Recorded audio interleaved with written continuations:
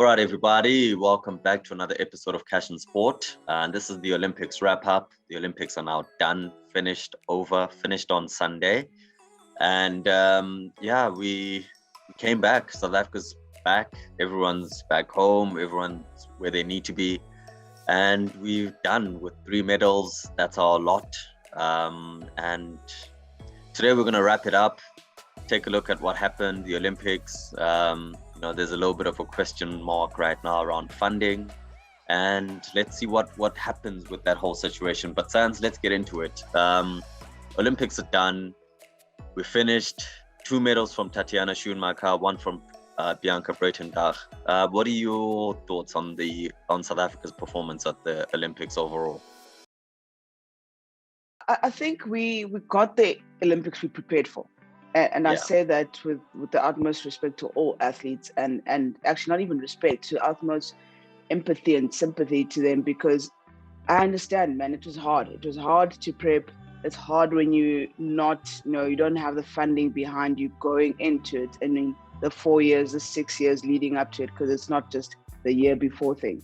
I think we chatted about this one, is that which programs can really be disappointed in their performances.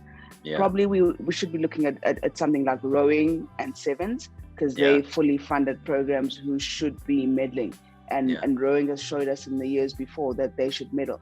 So the rest of the athletes, probably it's been a pandemic year. They haven't been able to get out of South Africa to train.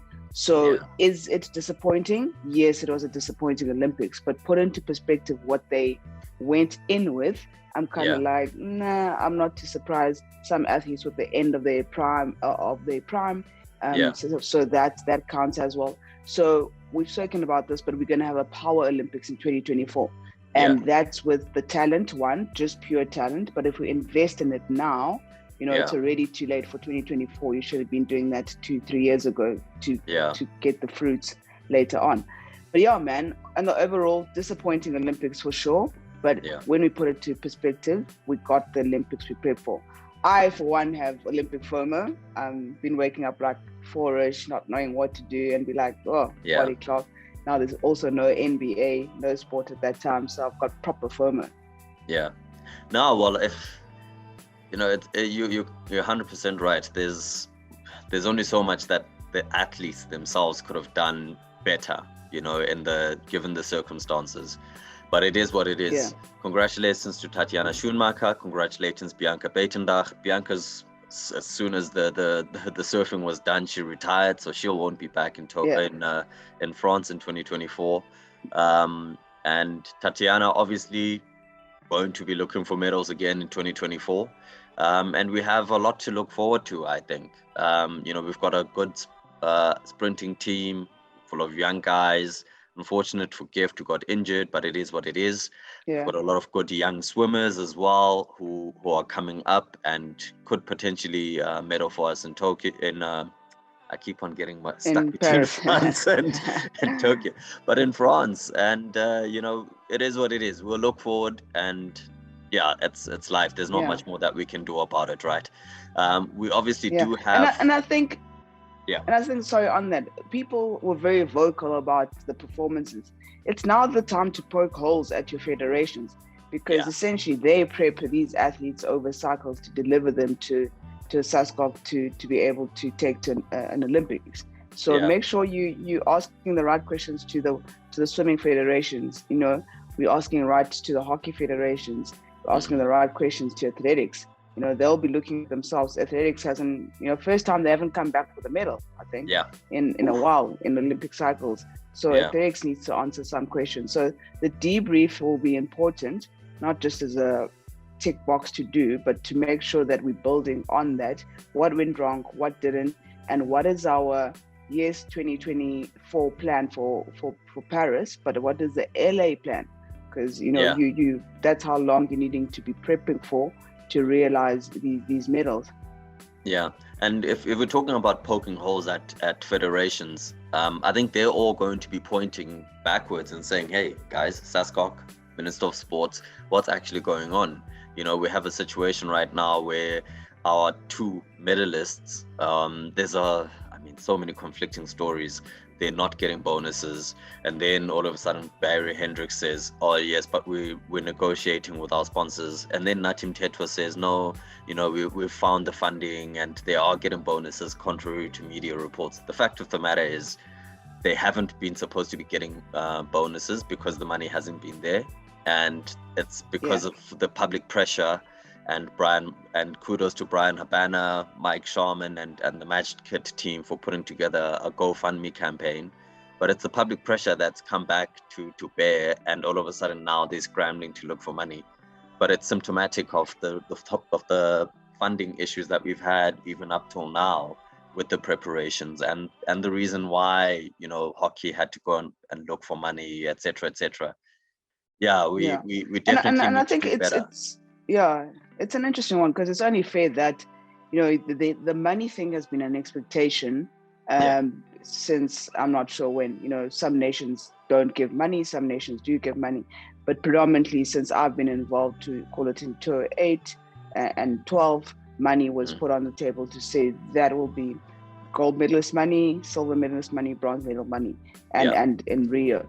So I think that was set. So we did ask the right questions of the public. What are the athletes getting when they come back?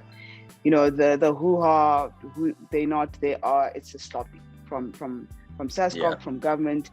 It's just sloppy, and much like a lot of things that happen in this country, what does it take? It takes other people to get it going, get it fired up, because then the powers that be don't want to get shown up. But kudos to them. I saw this morning they won about 250,000 for the two medalists, so that's great. A little bit of money to those to just say thank you to Warden, for is quite sweet. I don't think they were expecting any money, but it's good from the public to say this is what we got. And I mean, those, as I say, the government, the sports and rec should look at themselves, and I think SASCOC should look at themselves. How did we get here without a solid plan? We know this is going to come up. It's going to come up again after the Paralympics if we don't address it now. And how did we get here? And talking about the Paralympics, we don't even know yet who's going to the Paralympics, and they start on the 24th of this month. So there's lots of gaps. I mean, the other day we were talking about just how athletes even get to this point, and there's so many holes that we need to fill, and this country definitely needs some major attention being given towards sport. I mean, yesterday I was reading a report on how China is trying to make sport part of 3.3%. My English data bundles are running. 3.3% of its GDP by 2025. They want to train up 3 million physical trainers by 2025. And they want to make physical activity part of daily activity for 35% or 38% of its citizens by 2025. That's a massive infrastructure program towards just sport and understanding the financial impact that sport can have. And it's not just a nice to have people running. No, for sure. Sport can, and I think we've seen it in South Africa. Our combination of tourism and sport could work together so well in this country, and could be a significant part of the GDP.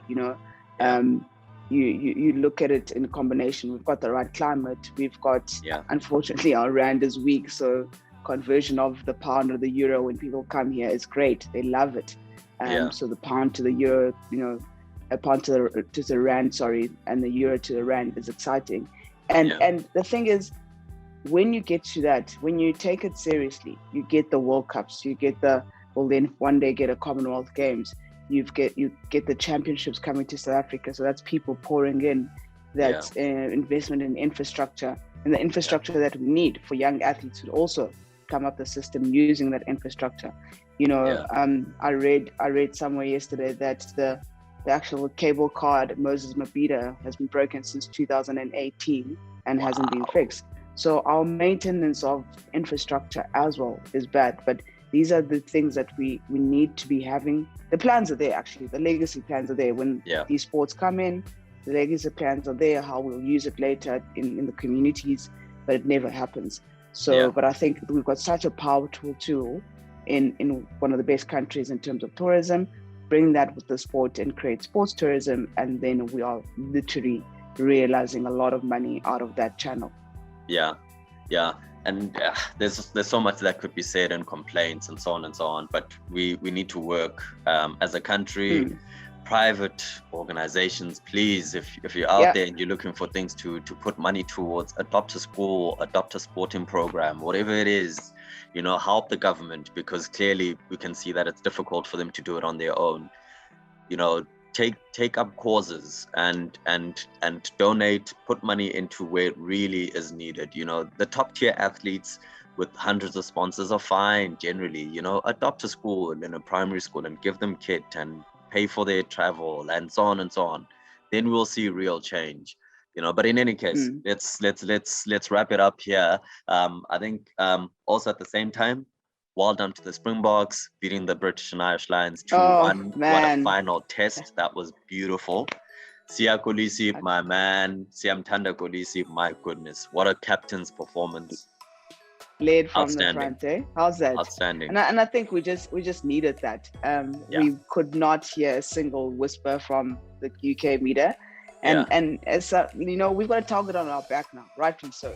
World Cup champions. British and Lions Tour champions. So everyone is going to be gunning for us. So we're going to be told our rugby's slow. This is not working. But we're winning. Hey, but how are the Springboks for Rainbow Nation building? Hey, Elsas, come at the hour. Hey, it doesn't matter when every year. Every time the country has a situation. Every time we have a situation. But I think. Look, the Rugby Championship, we're not sure what's going to happen after these two Argentina test matches, but I think let's enjoy them. It's exciting to see some fresh new talent. It's the other guys in the squad playing and getting some game time. Jacques Minamba called it player welfare yesterday. So I think that's a big tick in that box, that you've got so much depth to go into, and you can rest some of the guys who had proper 3 sets of 18 minutes of brutal 18 minutes. In the test matches. So man, looking forward to this week. Seeing the young guns run out and see what they can do. And there we go. We wrap it up today with a little bit of sprinkling of Springbok gold dust at the end there. But we're going to be looking at the Paralympics, guys. Just because we haven't really mentioned it is because we don't know what the schedule is yet, who's going to be going, and as soon as we have that, we'll put out our long Paralympic schedule. We'll be covering the Paralympics as they go along. We're not ignoring it at all. It's just unfortunately the authorities seem to be, not communicating about it. But that's it for us today. We'll wrap it up here. Comment, like, subscribe, follow us on our social media at Sanane Mangisa on Twitter, at Cash and Sport, Spotify, YouTube, everywhere else you'll find us, and we will see you guys again same time next week. Thanks so much for watching. Cheers. Thank you, guys.